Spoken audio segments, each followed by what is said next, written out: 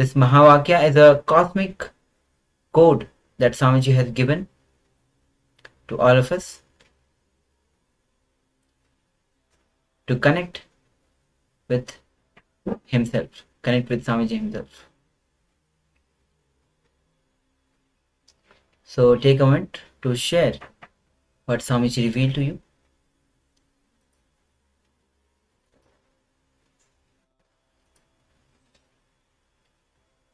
And all the participants who are watching us through YouTube, let us know your revelations. And if you want to join us via two-way, you can join us with ecitizen.info/PSM. We'll be shortly giving you the link in the Zoom chat and the YouTube chat.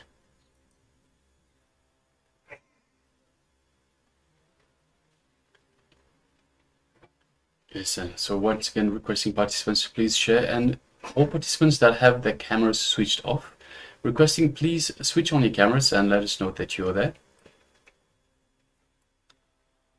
So we have Ma Atma Jyotikananda, we have Jin Ling Hong, Ma Shukra Indrananda, Wang Han Yu, Ma Xia Wu, Ma Fu Fang Zhen, requesting you to please switch on your cameras.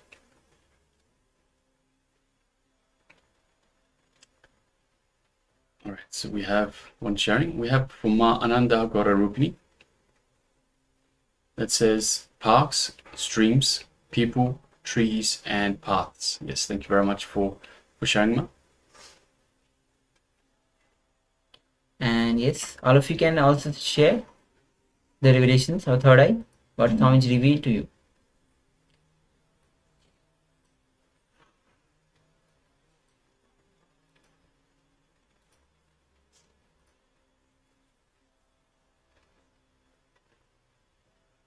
Okay, we have one sharing from Wang. Yes, so I was calling to ask you to switch on your camera. So Wang Han Yu, I was calling to ask you to switch on your camera. So requesting all participants that have their cameras switched off to please switch on your camera and be available in the camera frame. Okay, so we have Ma Jenny, who has shared, I was having a lot of thoughts. On the first second, there are blue, water, green, trees, or grass. Okay, thank you for sharing, Ma. But it says there is no translation. Yes, so we have sharing from Wang Han Yu. I just felt the energy spinning in my eyes. Yes, thank you very much for sharing, Ma. Yes, Nityananda. Nityananda, Ma. Thank you for switching on the camera, and be available throughout the whole sessions and throughout the power manifestation as well. Make sure that you are fully involved. And because the day one itself, Swamiji, when the program started, Swamiji said, be totally involved, give your full effort, then you will have the full benefit of the program, the 21 days of Paramashivoham, this beautiful program that Swamiji himself has designed. Okay. So can we just, Ma has just said there is no translation. Can we check, is there any translation that is available in the room?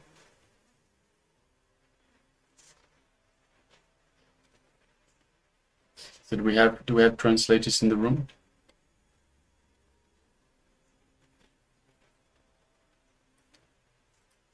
Okay. Yes, Ma Jenny. Yes, thank you. Thank you, Ma. Thank you, Ma. Okay, great. And all right, so now let us move on to the verification stage. So now we'll be displaying the image we displayed for you earlier. And yes, as you can see, it is a beautiful image of a guru and disciple. yes, and this picture is quite famous. Swamiji has shared this picture a lot.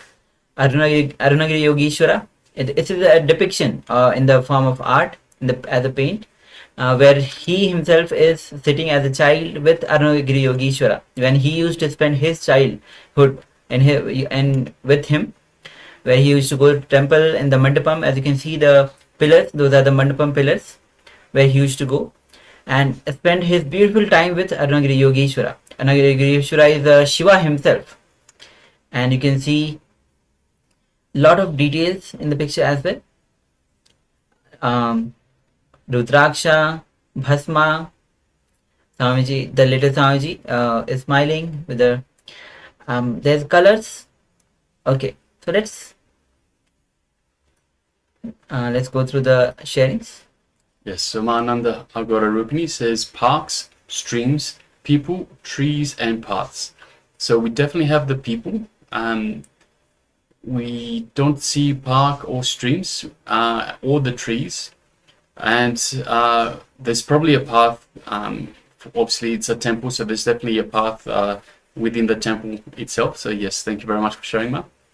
Yes, Mahajani says, I was having a lot of thoughts on the first second. There are blue, water, green, trees, or grass. Okay, so we definitely have the blue color. Even the neo color, the shiny color, just on the sides of the Arunagiri Yogeshwara behind the head is blue. And we have trees, grass, water. Actually, there's a tiffin box, small tiffin box. It might be having the water. Okay, thank you for sharing, Ma. Yes, so we have Ma Liu Zai Kun that says forest, dark sky. So we don't have a forest, but it's definitely very dark. It's a depiction, so we're not seeing the sky, but it's it's definitely a dark depiction. So yes, thank you very much for sharing, Ma. Yes, and we have from Ma Wang Han Yu. She says, I just felt energy spinning in my eyes. Great. So this is one of the ways that you start to experience the powers. So the more and more you start manifesting these powers, it will start reflecting in much more better way. And so keep participating in the power manifestation. Okay. So now after this power manifestation, we'll be entering into today's theme itself, and the theme is Advent of Guru, the ultimate wealth. How after the advent of Guru, we realize that the Guru is the ultimate wealth.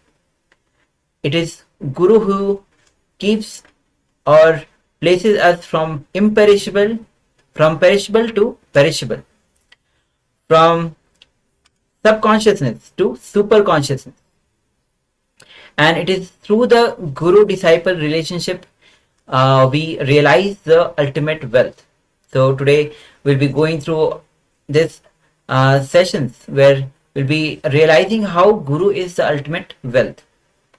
Now we'll be entering into the session as Guru is the cosmic window. Yes, so the Guru-disciple relationship is sacred and profound connection that transcends the boundaries of time and space. It is the ultimate path to realization, where the Guru serves as a mirror for the disciple, reflecting their true self, Paramashiva. So our true self is Paramashiva. Swamiji says again and again, I am not here to prove I am God, I am here to prove you are God. You are Paramashiva. So this very relationship is rooted in trust, surrender, and the unwavering intention to attain enlightenment. And through the power of grace and guidance of the Guru, disciple is led beyond the limitations of the mind and the illusions of the material world. Guru imparts wisdom, initiates spiritual awakening, and provides the tools necessary for disciples' transformation.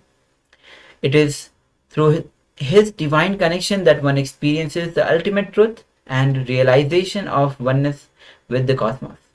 The Guru-disciple relationship is a journey of awakening to the highest potential and living the enlightened life.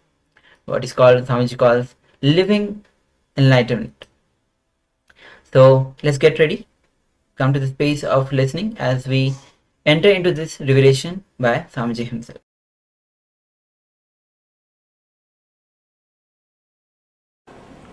Bhagavan Vacha Pashya me partharupani Sadasodasahasrasaha Nana Vidani Divyani Nana Varnakridini cha. Lord says, O Partha, see hundreds of thousands of my forms. These are of divine forms, diverse divine forms, of diverse colors, shapes and sizes. O Bharata, see the different manifestations of Adityas, Vasus, Rudras, Aswini Kumaras, Maruts and many wonderful things which no one has ever seen before. Now he starts explaining or giving darshan, and before that he says a beautiful word, an important word. He says, O Arjuna, you cannot see my form by your ordinary eyes. You have to see only with the Divya Netra, means the third eye, divine eye. Let me give you Divyam Dadami, Dechakshu. He says, let me give you the divine eyes. Then you will start seeing me. Then you will be able to experience me. From this sloka, he starts giving the Vishwarupa Darshana. I think from this sloka, the whole thing is a continuity. It has to be understood as one part or one sloka. The whole thing is a single sloka. This whole chapter is a single sloka. Because the whole chapter explains the darshan. Krishna starts beautifully. He says, O Arjuna, let you start seeing whatever exists, all the stavara, jangama, universe, everything which no ordinary man can see, which no ordinary person can see. He says, even rishis, munis, even they have not seen this. Even they don't know this. Next sloka. Natu mam sakyase drashtum anenaiva svasakshusa divyam dadami te chakshu pashyame yogamaishwaram. Oh Arjuna, you cannot see me with these ordinary eyes. Let me give you the divine eyes, jnana chakshu, divya chakshu. Only through that you can see my cosmic form. You can see my cosmic energy. First thing we should understand, can it be really seen? These three questions. Can it be seen? What is the qualification? What happens when you see? These three questions is the whole chapter. Can it be really seen? I tell you, it is possible. It is possible. There are so many enlightened masters who experienced this, who experienced this consciousness. Let me narrate an incident from my life. After 9 years of tapasya, meditation, long tapas, at one point I was totally frustrated.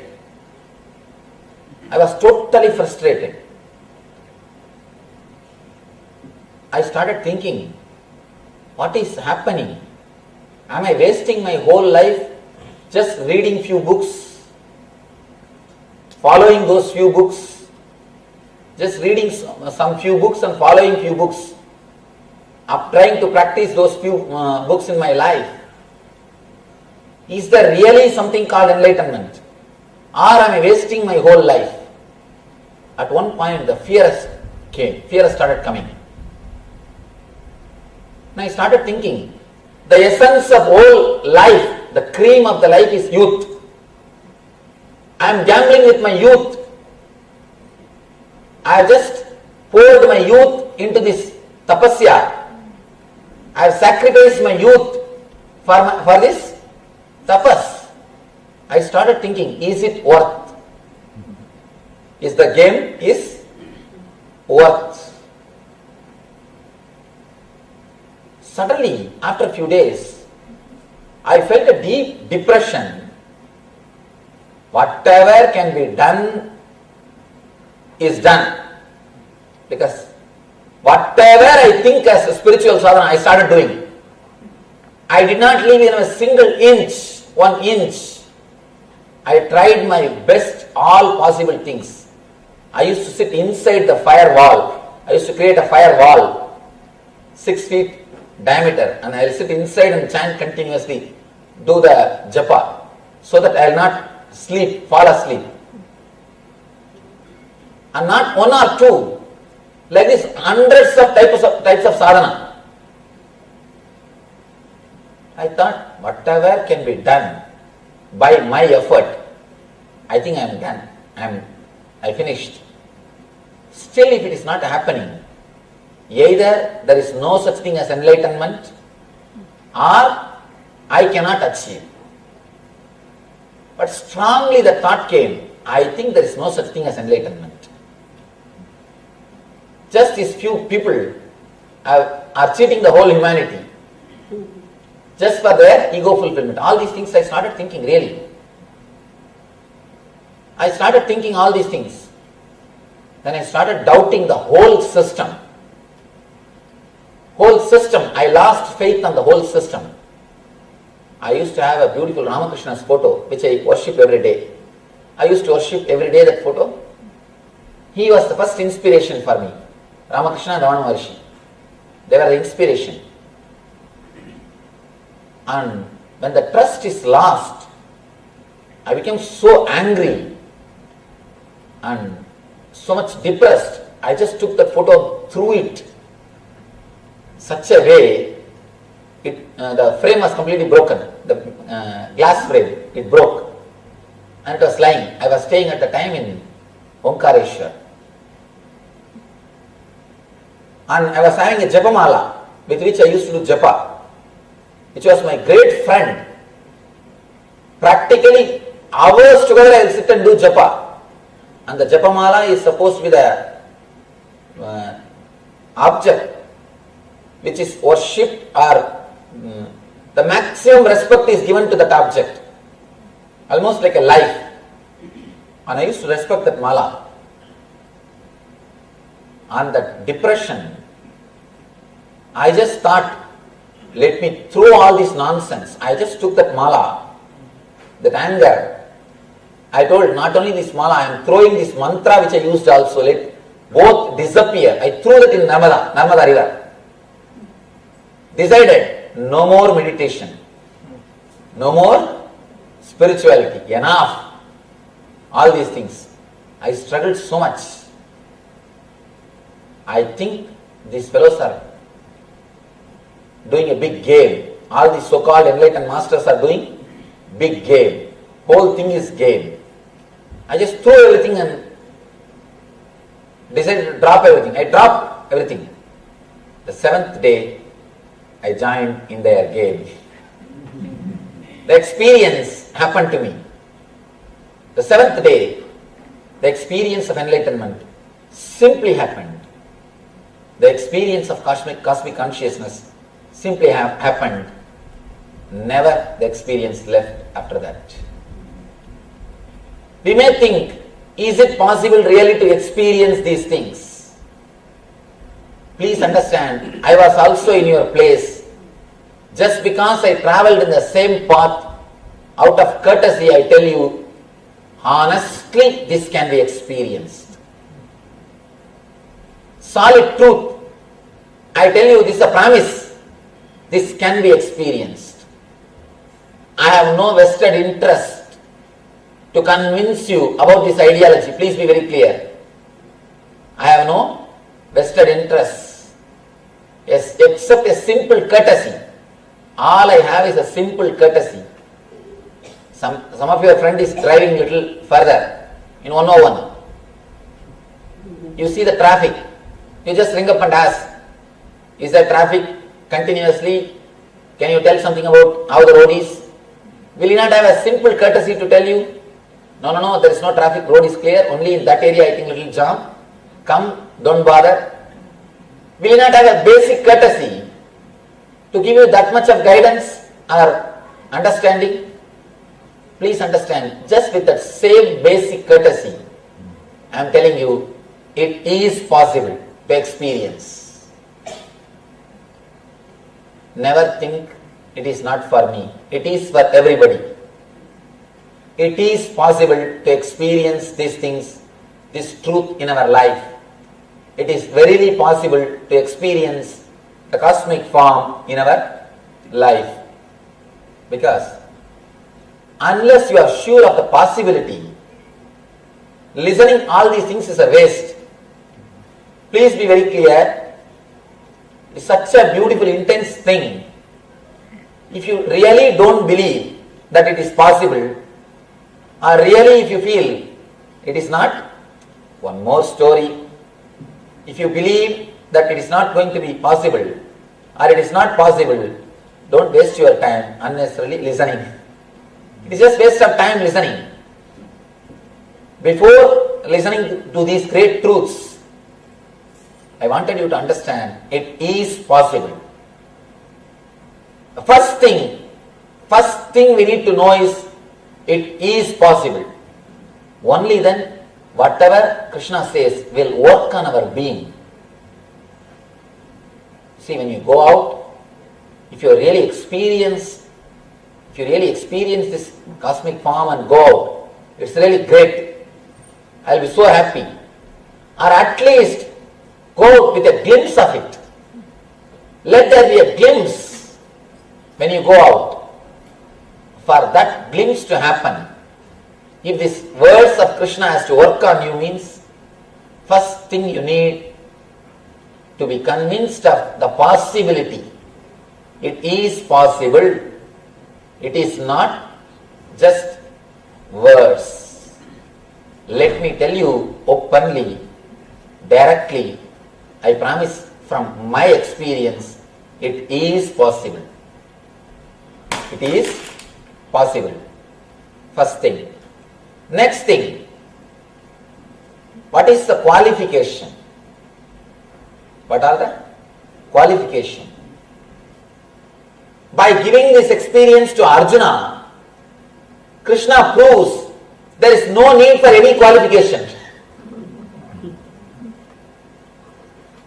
Because Arjuna has no qualification.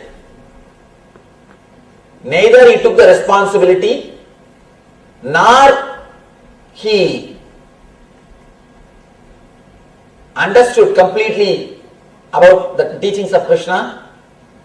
All he did is only one thing. He is fortunate to be in the presence of Krishna. That's all.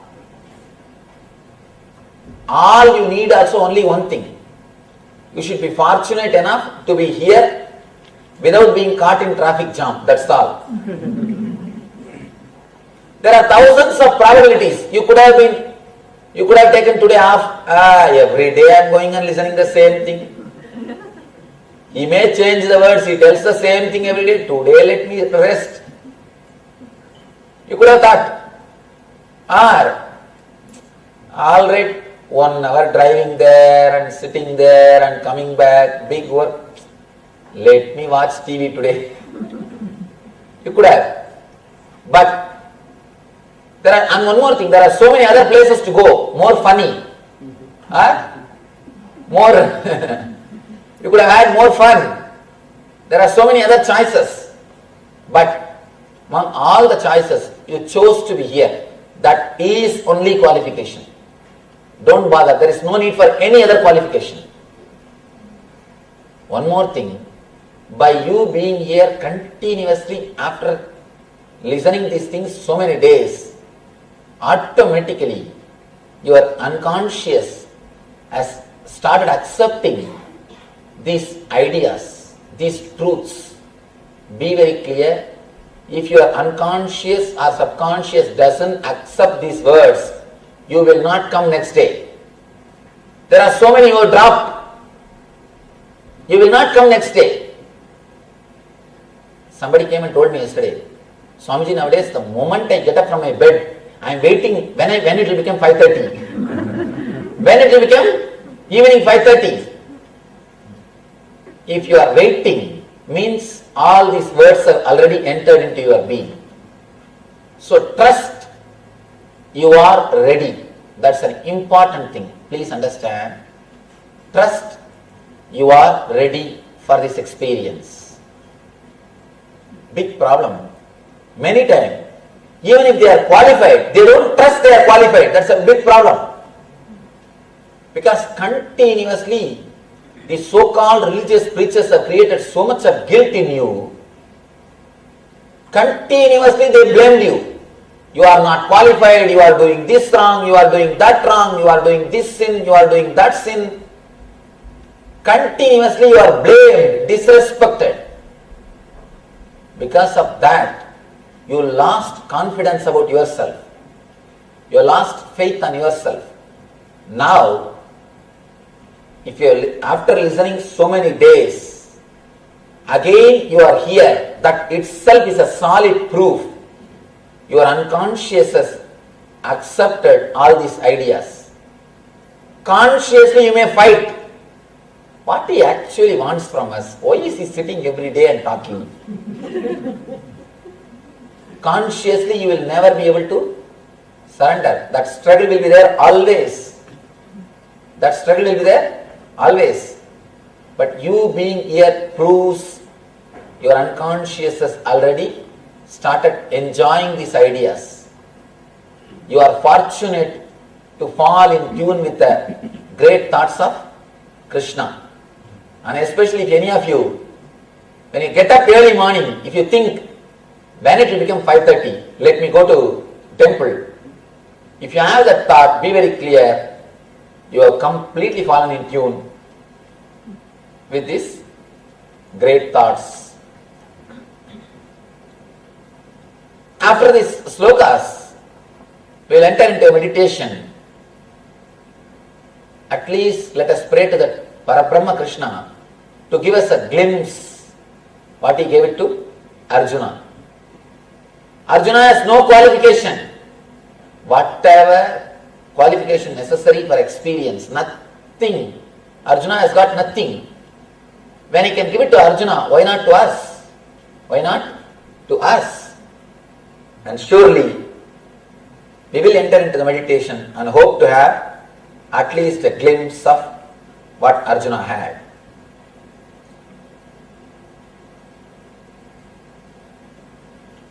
The qualification, first, is it possible? The possibility.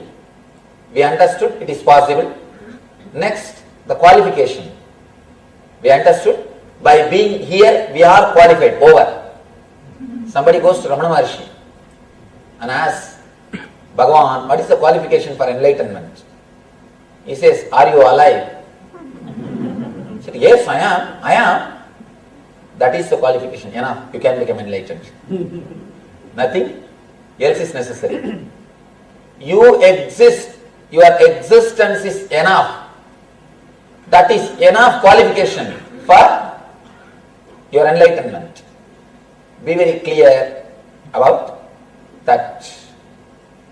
For other things, you need qualification.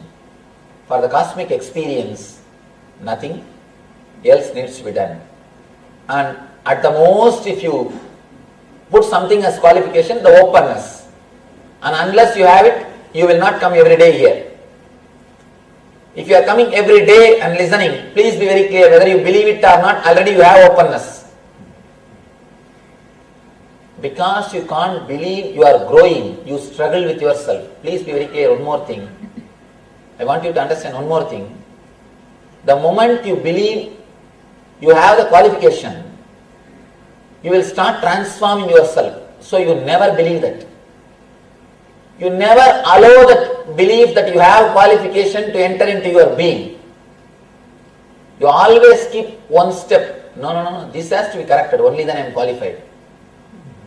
This has to be corrected, only then I am qualified. Now I tell you, drop everything. You are qualified.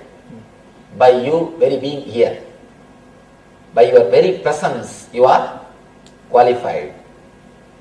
Next thing, what happens when you experience? The third question. Here starts Arjuna, the Krishna's verse.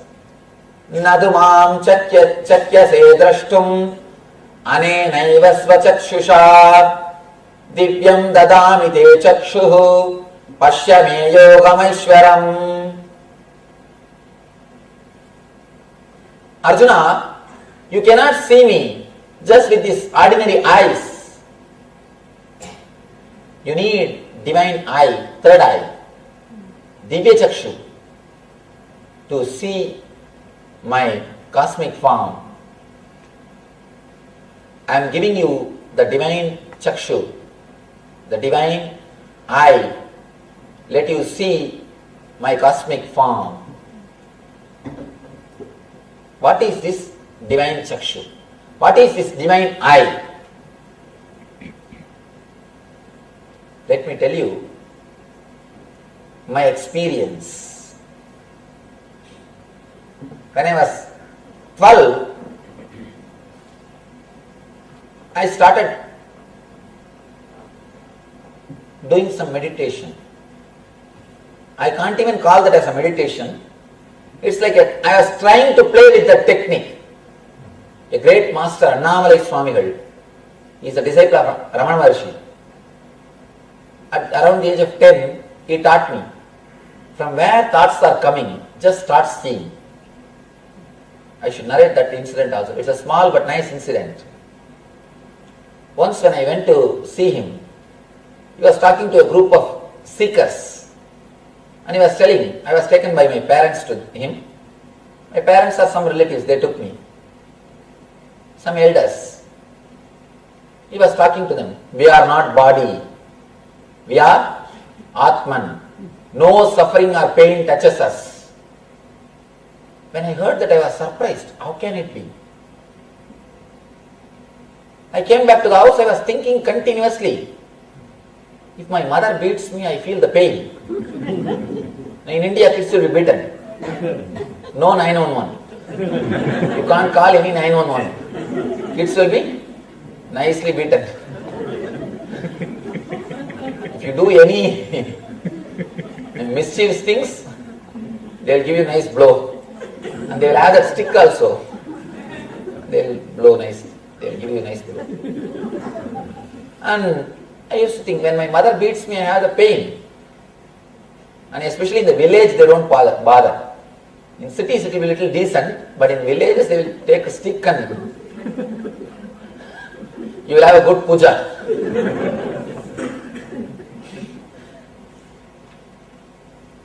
How can this be true? He says, we don't suffer by pain.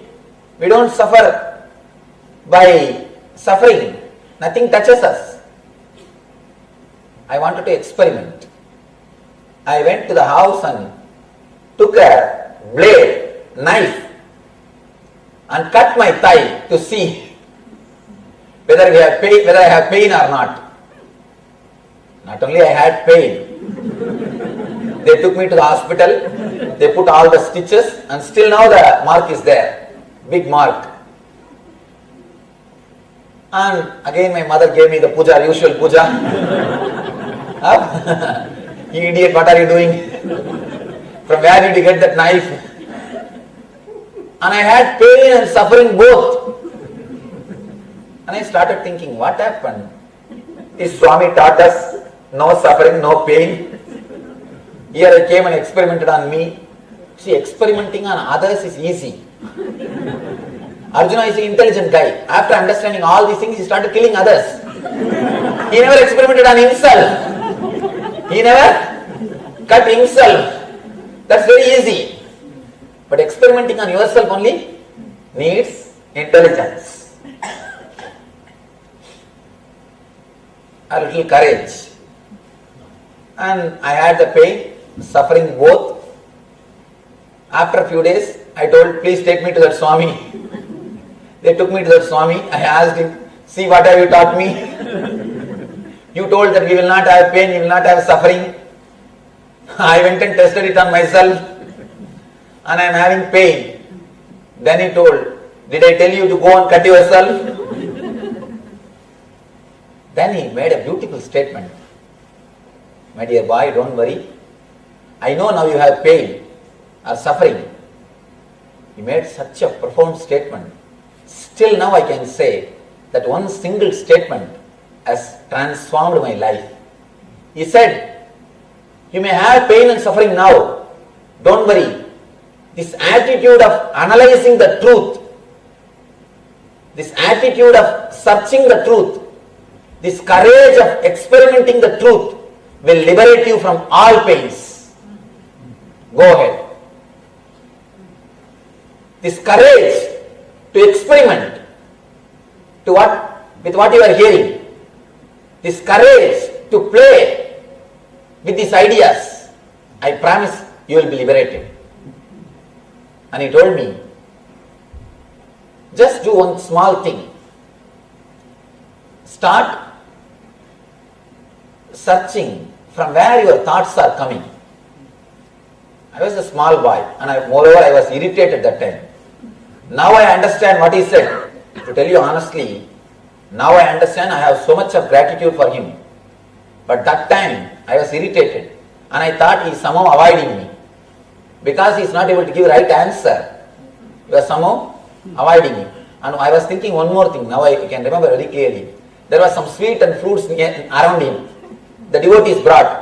I thought he will give me that little bit and console me. My eyes were on that sweets and fruits. I was thinking, he will give me some 1 or 2 pieces and console me. At least I can eat that.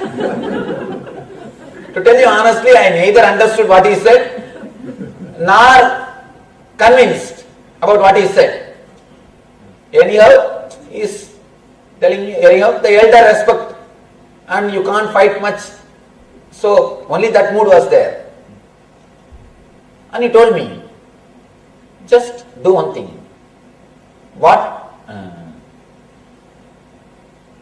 When thoughts come, see from where they are coming. I heard, I said all right and came away. After a few days, somehow I thought, why not try? Playfully I used to sit and try. After 10 minutes I feel bored and get up and go away. I used to playfully do the technique, very casually. Not thinking something or expecting something. I never had that idea that will give me any glimpse or that will give me some experience. Very casually I used to do. This happened when I was 10. Around 2 years I was playing with that technique. I don't even know it's a technique. I don't even know anything. All I know is, he told me if I start doing that, I will go beyond pain. I will not have any pain, any suffering. That much only I know. Because he told me you will not have any pain, suffering. And how to understand that, do this technique, you will understand. That's all. Nothing else I know. I have no idea of God, Brahman, Jnana, Atma, nothing. Nothing. I was just playing in this technique. One day, at foothills of Himalayas, foothills of Arunachala, my native place, Arunachala, one evening, I was sitting and trying to do the same, that from where the thoughts are coming. From where the thoughts are coming. It is evening, with closed eyes I am sitting. I was just seeing from where that I is raising. I don't know, I have fallen into such a deep meditation. Suddenly something opened. Something happened inside the being. I felt as if I am being pulled inside, sucked inside. And next moment, I felt it happened like a Next moment, I felt like some doors opened inside me. Suddenly I was able to see complete 360 degree of this side and complete 360 degree of this side. And I know it is very difficult to understand what I am saying. All you people know is only 120 degree vision. 120 degree vision. 120 degree you can see. That also not completely.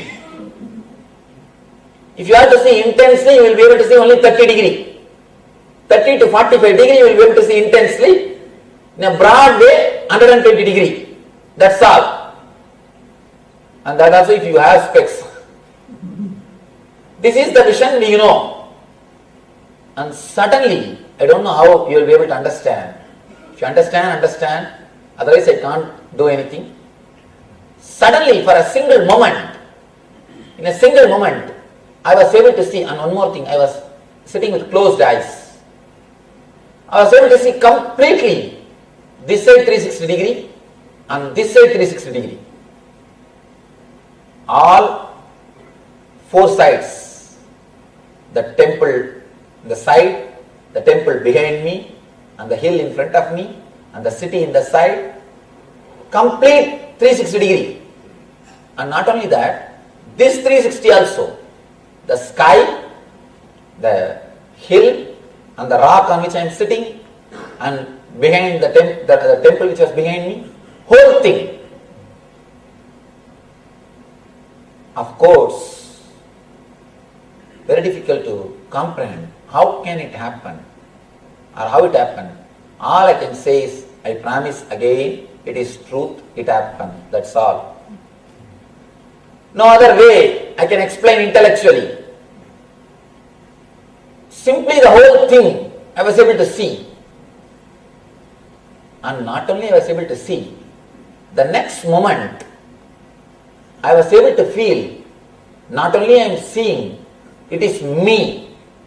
Whatever I was seeing, whether the plants or the hill or the temple or the city, whatever I was able to see, I felt the whole thing is just me. First, I was just pulled inside. Next moment, I was able to see complete this 360 degree and this 360 degree. And next step, I felt it is completely me. The whole thing is me. It was such an ecstatic experience, such an intense experience. It took more than at least 3-4 hours for me to open my eyes. After few hours only, I opened the eyes and I felt like I have the bliss fever. Same feverish mood, but blissful. Not suffering. 3 days that mood continued. And after that, suddenly, the tremendous fear took over me. Tremendous fear that something wrong has happened to me. And I tell you exactly what happened in my mind. I thought there is some ghost sitting on that rock. That day evening, it was evening, the ghost got hold of me. And now I escaped from the ghost. And I decided never to go to that place again. And I used to go towards that area only to my school. From house to school, if I have to go, I have to cross that area. Not exactly that rock, but that nearby area. I just started taking the other route, which is long route. I stopped going near that area. Because I thought there is some ghost. And if I go again, it will catch me. Because neither I know what is spiritual experience, nor I know what is cosmos, or I know Brahman or Tattva, Atma, nothing. One elderly sannyasini, she was there. I went and told her that this is what happened to me. She held my hand and saw my energy and told me, you are not possessed by ghost, you are possessed by God. don't worry, you are not possessed by ghost, you are possessed by God. Of course, she encouraged me to do the meditation, but I never did for at least next 6 months. Next 6 months, I never did any meditation. I was afraid even to close my eyes. I thought the ghost will come and catch me. And one more thing, I never again went near that rock.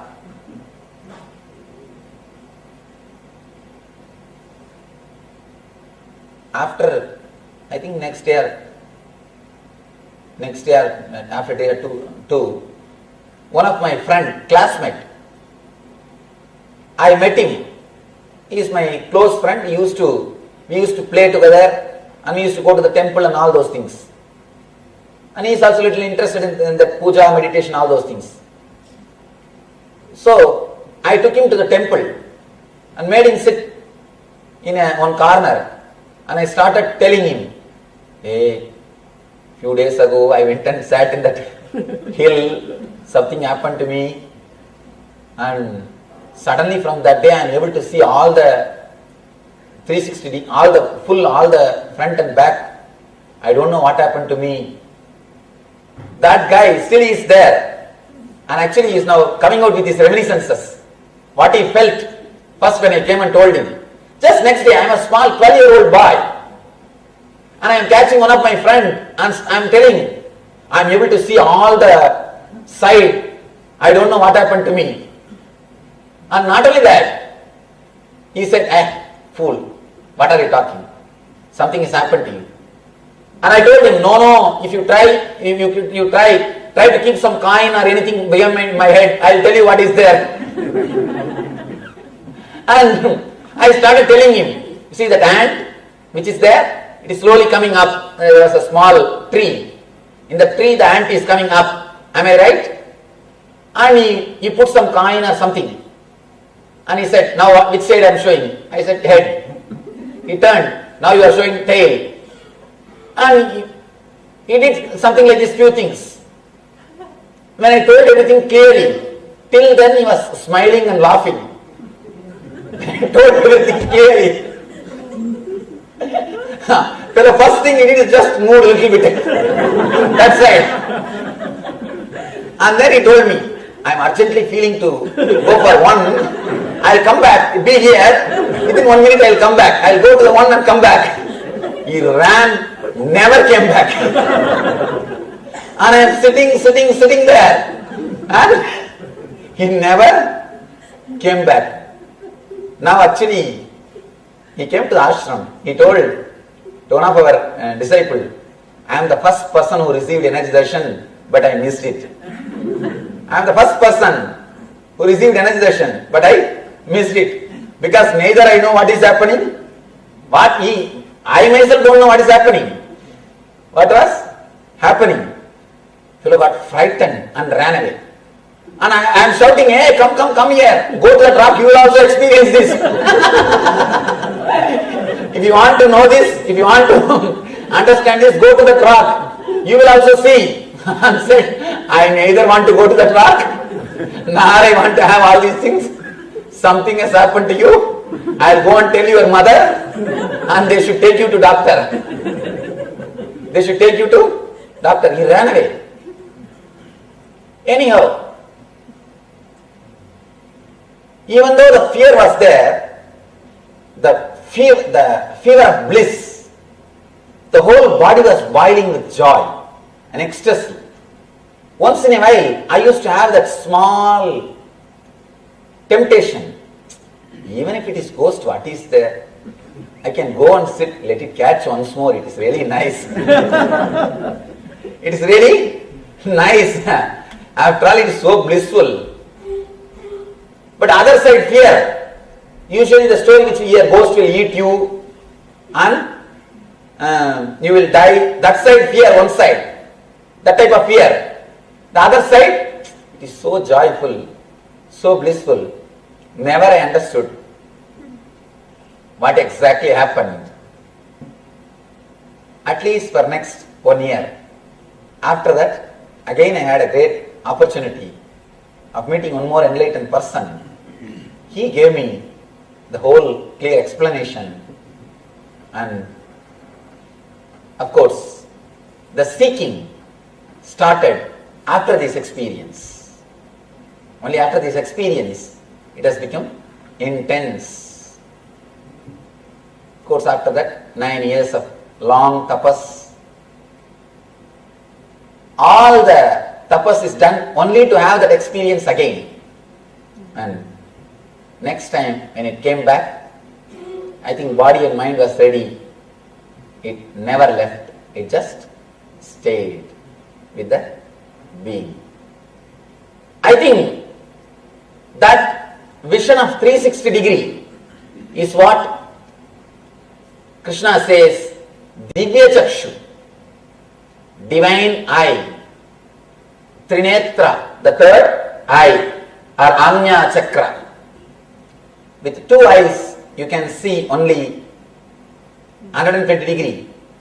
When the third eye opens, not only this 360 and this 360 also, you will start experiencing the whole thing as you are, and just you feel the whole thing is you. That is what the cosmic consciousness, what Krishna calls us cosmic consciousness.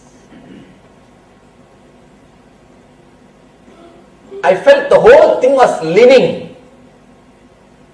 How? You see, how you feel this body is living. How you feel your hands are living. When somebody touches, when somebody hurts, you know it hurts. And how you feel it is living. Because you feel this is living, you are able to handle it. And you feel if anything is done to this. Same way, I just felt the whole thing is living. I could clearly experience the whole thing is living. Just like this body is alive. That is what?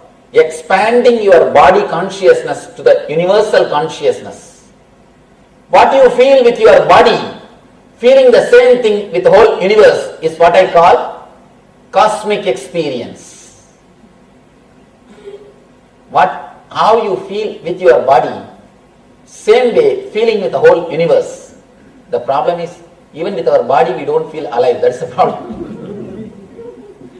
Even with our body we don't feel alive.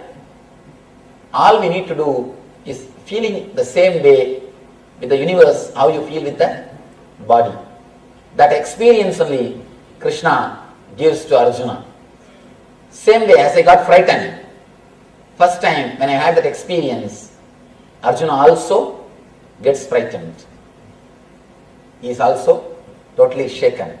Of course, you need a living master at that moment to guide and help.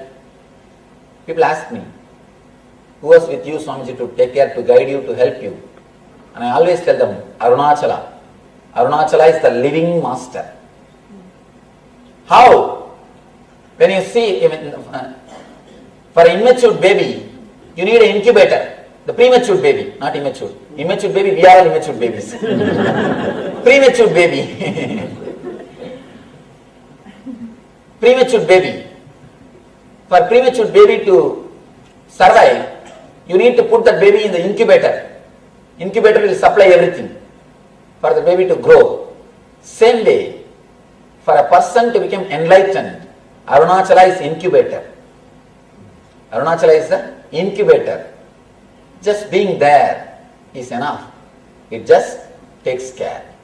The energy takes care. Yes, what a beautiful revelation by Swamiji. Especially the two experiences that Swamiji shared. One, the 360 degree, the last one which Swamiji shared.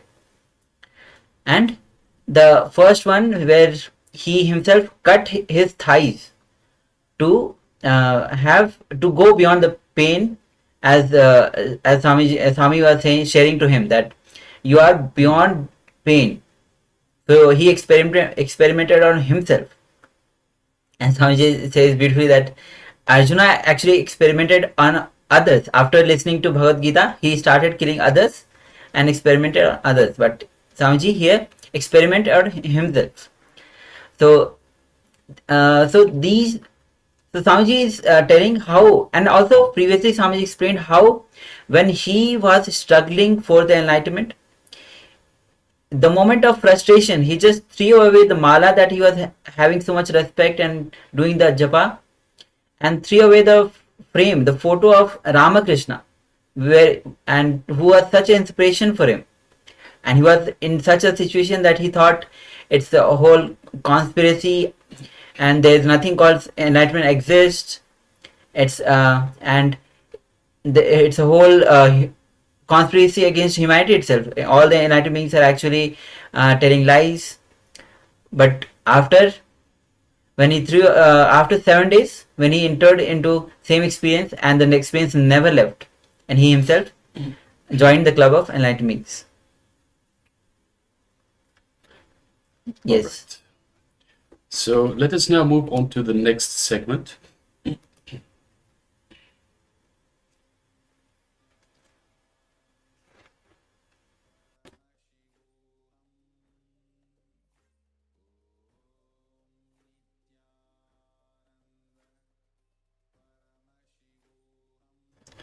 Yes, so the next segment is on Swamiji's gurus, the Parama Guru. So this session is on Parama Guru.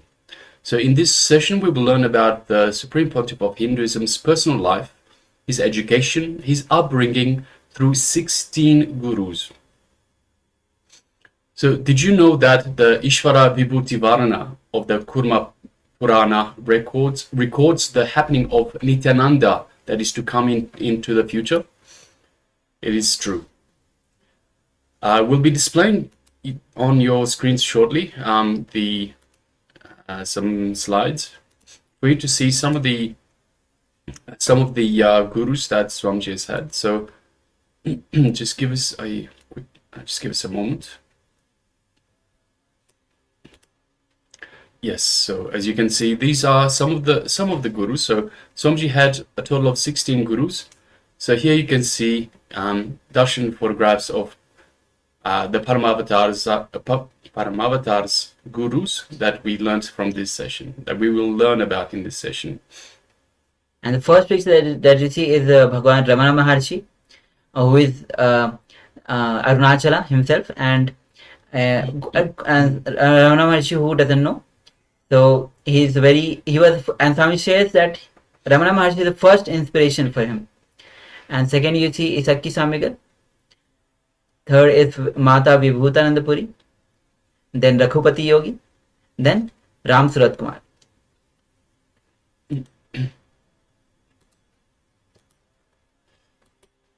Yes, so the avatar of Paramashiva himself descended on planet Earth in the dawn of the year 1978. He whose name is so beautifully revealed in the Ishvara Vibhuti Varana of the Kurma Purana. Ishvara Uvacha, Mahadeva says, Nityananda Nirvikalpam Tad Dham Parama Ma. Who is Nityananda? Nirvikalpam. That certainly is my ultimate space. In preparation for the descent, I sent my gurus down to wake me up. So this is the reincarnation as it is described by the avatar himself. So in preparation for his descent, he sent his gurus down to wake him up. So literally, Swamiji says, literally my gurus birthed me, brought me from Kailasa, protected and groomed me, made me manifest. By the time I started knowing me, they already made me realize my identity. Never they allowed me to forget my identity as Paramashiva. Beautifully, they did the transition of macrocosm to microcosm. So in SBH's own words, all of them have contributed so much to me, stabilizing myself in the space of Advaita, the non-dualistic space, oneness. Arunagiri Yogeshwara supported me on a totally different level, the level of biomemory. Just in the power manifestation, in the second round, we had the picture where we had the sketch of Swamiji sitting with Arunagiri Yogeshwara in the same mandapam when Swamiji was at the age of 9-10. That time he actually used to visit daily and meet Arunagiri Yogeshwara in that mandapa. And Yogananda Puri supported me in very core of the body, in the level of physical completion with the body. Yes, so Swamiji continues, Vibhutananda Puri supported me in Vedanta, developing the Vedic mind. Each of them supported me from a certain space. Annamalai Swamigal gave me the Advaita Anubhuti, Advaitic experience. Because of their ability to command gratitude, their ability to command love, their ability to spend time with me, and with tremendous patience respond to me, the whole credit for my becoming an incarnation, my flowering as an incarnation, goes to my gurus and mentors. So Swami says again, continues that I tell you, my mentors and gurus were living examples of not giving up on people. Again and again, I look back. I look to them for more and more inspiration to not give up on people and to have more and more patience. The amount of patience they showed me, so Swamiji continues, the amount of patience they showed me, the amount of time they spent on me, and waited for me to come to the context from where they were standing or teaching, the amount of chiseling they have done, the amount of friction they removed from me, the amount of completion they generated in me. Still, when my disciples bring some issues to me, I look back and look to them, to my gurus, for how they resolved such issues and how they handled them. When I lived with Yogananda Puri and Vibhutananda Puri, I really used to feel that there was not a single day when something extraordinary was not happening in my life. Every day was an incident in my life. So I don't know how to tell and what to leave. And because they were showing something extraordinary every day, they kept me alive. When you connect, so Swami shares that about Shaktipada, establishing yourself in oneness. When you connect with an avatar who is in the body, while both you and he are alive, you are in Shaktipada. Bhagwan Paramashiva describes Shaktipada in the Kaldana Tantra. In Kaldana Tantra, it says, chapter 14, Paramashiva reveals to Devi the glory and the secret of the power of Diksha. Diksha means initiation from the Guru, who is Paramashiva incarnate. He also explains about the Shaktipada.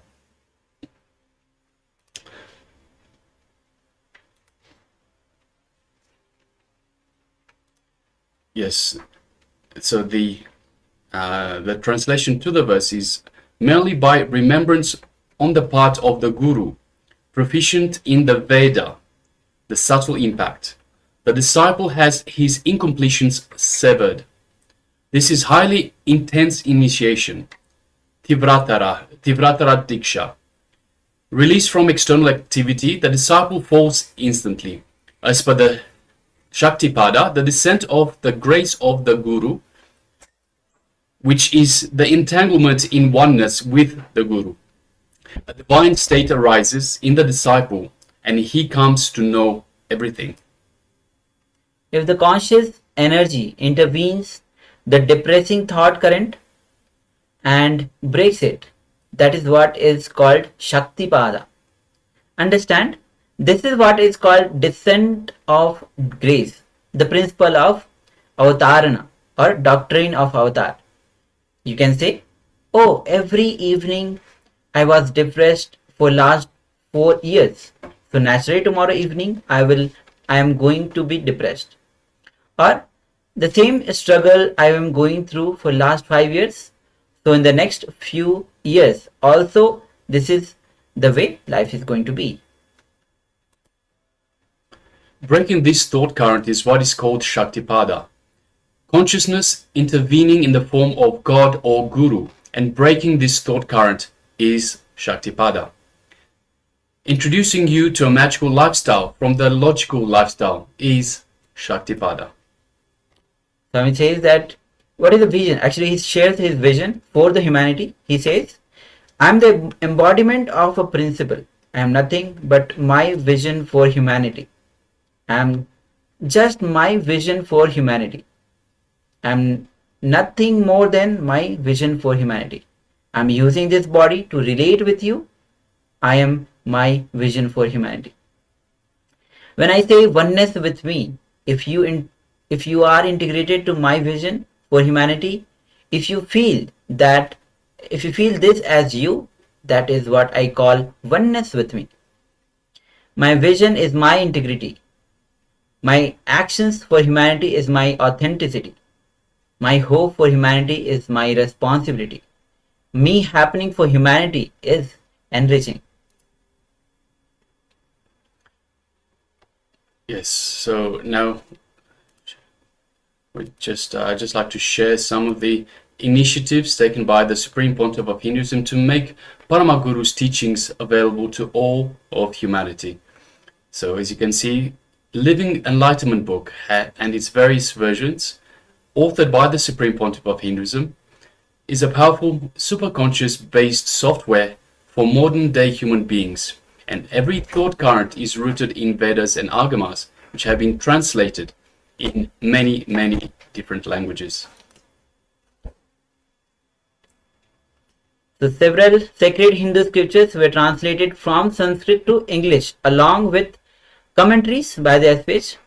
As you can see, this whole playlist in the YouTube itself, which is actually the sacred Hindu scriptures which were translated from Sanskrit to English along with the commentaries that Swamiji gave. Yes, and some more initiatives. Swamiji has trained religious peacekeepers of KAILASA who have organized and conducted several sessions on translating commentaries on the Vedic scriptures by the Supreme Pontiff of Hinduism to the world.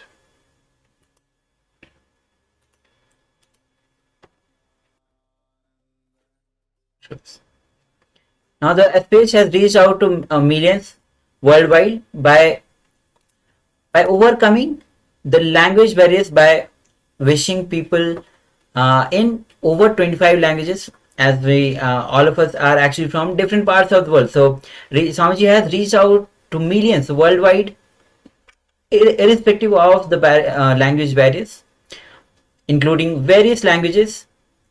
And now the Ramana Maharshi, Swamiji says Ramana Maharshi is his first love. He revered and as incarnation of Paramashiva himself. Ramana Maharshi is one of the predecessors of the Supreme Pontiff of Hinduism, who foresaw his happening before attaining the state of Mahasamadhi and leaving the body in 1950.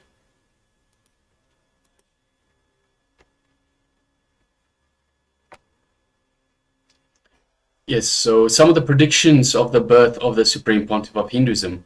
So as we mentioned, Bhagavan Sri Ramana Maharishi was among the greatest enlightened beings who carried the torch of Sanatana Hindu Dharma courageously into the 20th century. One of the darkest times of the 20th century is one of the darkest times in history for Hinduism and of course for planet Earth itself. Ramana Maharishi himself was born in 1879 and manifested the complete superconsciousness by the age of 16, which was the same age of the avatar of the Supreme Pontiff of Hinduism when his gurus initiated him as the 1008th incarnation of Paramashiva. So before passing on, when Raju Mudaliar, the biological grandfather of the Supreme Pontiff of Hinduism, went to receive the blessings of Bhagwan in the late 1940s, when he was a young orphan who worked in the rice shop in Tiruvannamalai, Bhagwan blessed him and blessed his ceremonies and declared that Lord Arunachala himself would come into his family. So the path of self-inquiry. Ramana Maharishi was a reviver of the field of self-inquiry in the modern day Hindu practice, after it was taught in the Upanishads and several other great scriptures of the Sanatana Hindu Dharma. Ramana Maharishi says at the age of 16 he initiated a process of self-inquiry, asking himself What is it that dies? In one of his rare written comments on this process, Ramana Maharishi wrote, "Enquiring within who is the seer, I saw the seer disappearing, leaving that alone which stands forever." So as we see in the life of Paramavatara himself, the few definitive words becomes absolutely powerful. Throughout the divine childhood of the life of the avatar, he was raised, surrounded by the direct disciples of Bhagwan Ramana Maharshi, such as Annamalai Swamigal.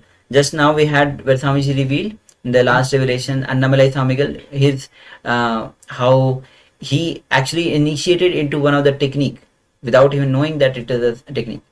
Then Tinnai Swami, Sadhu Om, Kannamal, Kanakamal, who themselves became strong pillars of enlightenment ecosystem of Tiruvannamalai. Yes, and we can show another one of Swamiji's gurus, Isaki Mahamunivar.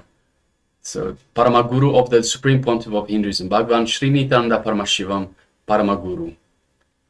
So, after the Supreme Pontiff of Hinduism was born, he stopped all his public activity and dedicated the rest of his life to teaching Swamiji, to being the guru for Swamiji, training Swamiji to be who he is. So he says that I had the good fortune of living around him for 6 years. I have never seen him eating or drinking or even sleeping. No regular activities. I never seen him having regular sleep. He never used to even wear clothes. He was continuously overflowing, bubbling with joy. He didn't need anything from the outer world. He is just completely fulfilled. We call it in Sanskrit the Atmotsa, the completely fulfilled in himself. He was reading, giving so much to the outer world, but never took anything from the outer world.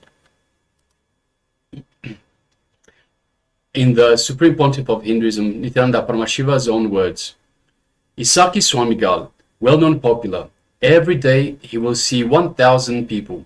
After I was born in 1978, he took me to the temple, and after taking me to the temple, he declared he is withdrawing from life. He lived 14 more years after I was born in 1978 to 1999. Whole day and night he poured himself onto me. So we'll be showing the picture actually. So where you can see in the picture, Isaki Mahamunivar trained the Supreme Pontiff of Hinduism in the Hindu science of Vedanta and Tantra. You can see the lineage itself, and actually you can see the Paramashiva and Isaki Swamigal, Mata Vibhutanandapuri, the Supreme Pontiff of Hinduism.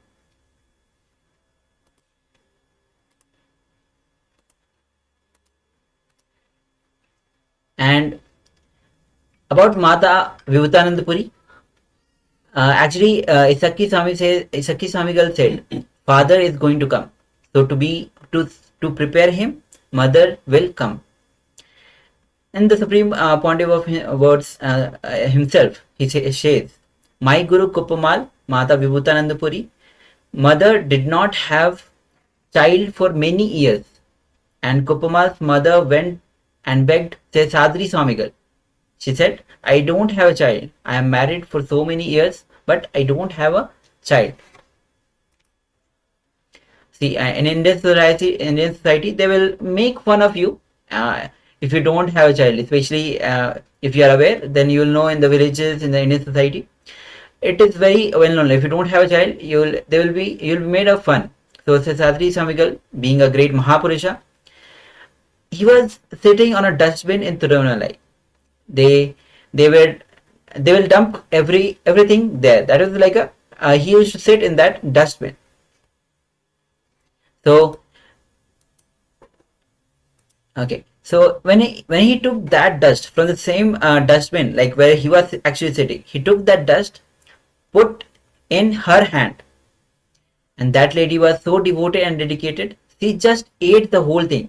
the dust actually what Sesadi Samigal gave. She just ate the whole thing.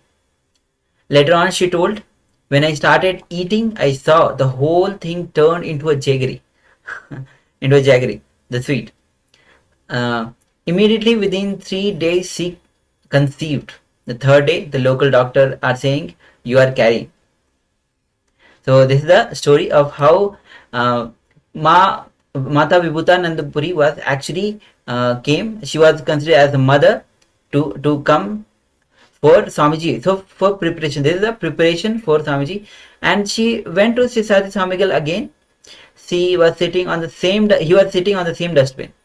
He bowed down and said, "Doctor says that I am carrying." And Sisati Swamigal said, "Father is going to come, so to prepare him, mother will come." It is a code word. So this is how the preparation was going on. The baby was born and it was brought to him. He was sitting on the same dustbin. So he received the baby in his hand and kept on his lap. See, dustbin means kuppa toti in Tamil. This is the Tamil word, and the child was named the Kuppamal. Mata Vibhutanandapuri was named as Kuppamal. The name was given from the Sanskrit word because he was received by Sadri Swamigal because he was sitting on the dustbin, and that's how he also got conceived. The mother got conceived and Mata Vibhutanandapuri came. So this is the reason for that name. If you go to anyone who live in Tiruvannamalai for 2 generations, last 50 years, you will hear the story about some Siddha in their life like this. So you will have the stories like this. Yes, so we'll just display for you once again. So this is Mata Vibhutanandapuri. So you can see Paramashiva, you can see Isaki Swamigal. So once again, this is the lineage all the way from Paramashiva towards the Supreme Pontiff of Hinduism. So we go from Paramashiva to Isaki Swamigal to Mata Vibhutanandapuri and on to the Supreme Pontiff of Hinduism. And yes, Vibhutananda Puri trained the Supreme Pontiff of Hinduism in the Hindu science of Vedanta and Tantra.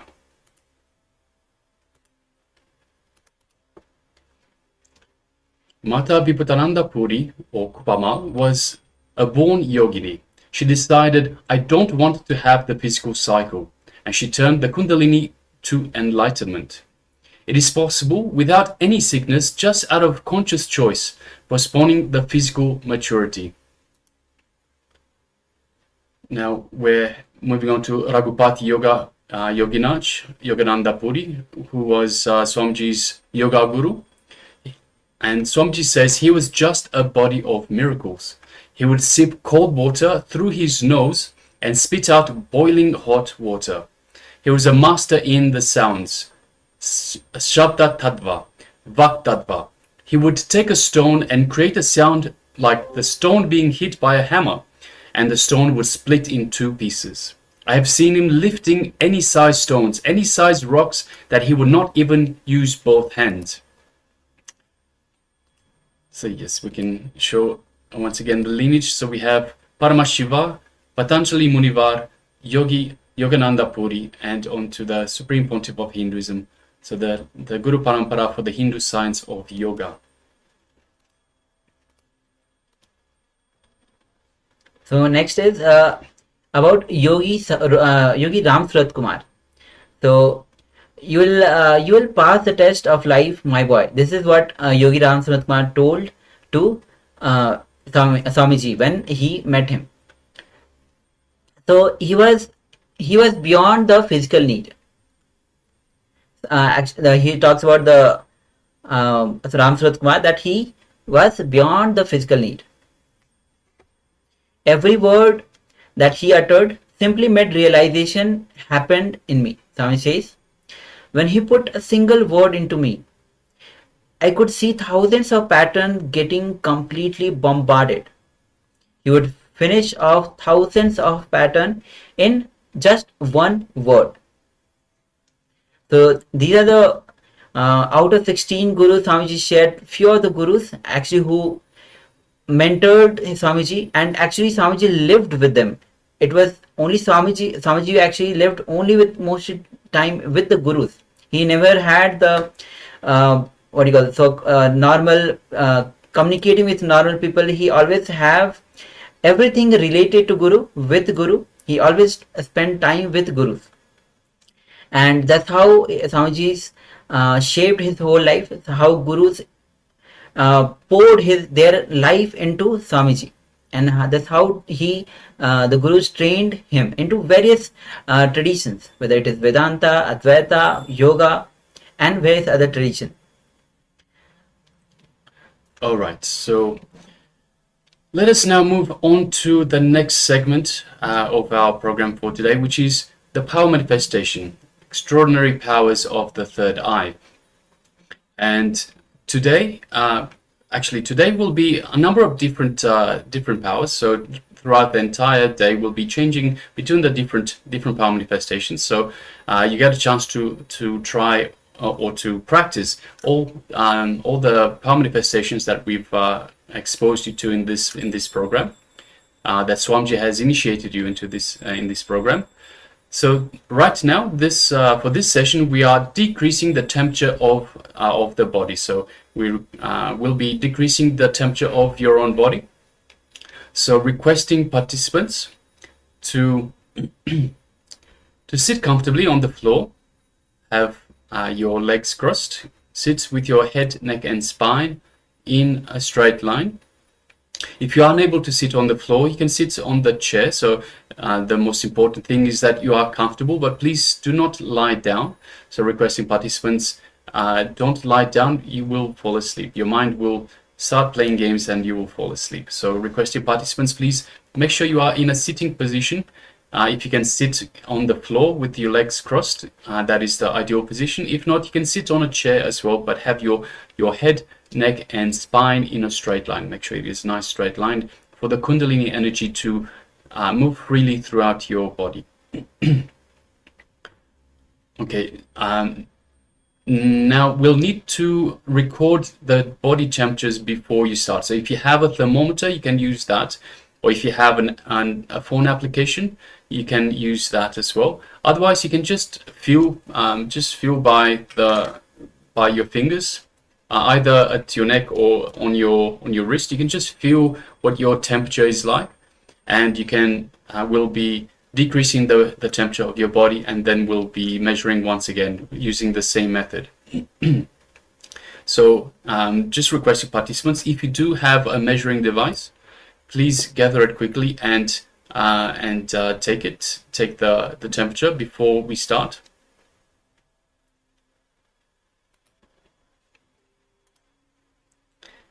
And of course, requesting the participants that are following us on YouTube, you can also take part in this power manifestation. So requesting you to please take part in this. So if you're able to measure your temperature, then please go ahead and do so. Otherwise, if we go just by feel, so either on the neck, on the hand, on the forehead, wherever you can feel your body temperature. All right. So once we've gathered a base temperature for our body, let us connect to Swamiji in our inner space. So just feel Swamiji filling your entire inner space. Feel Swamiji radiating his love, compassion, his grace, and his energy throughout your inner space and throughout your entire body. Now let us bring our awareness to the third eye, in between the eyebrows. Let us connect to Swamiji in the third eye.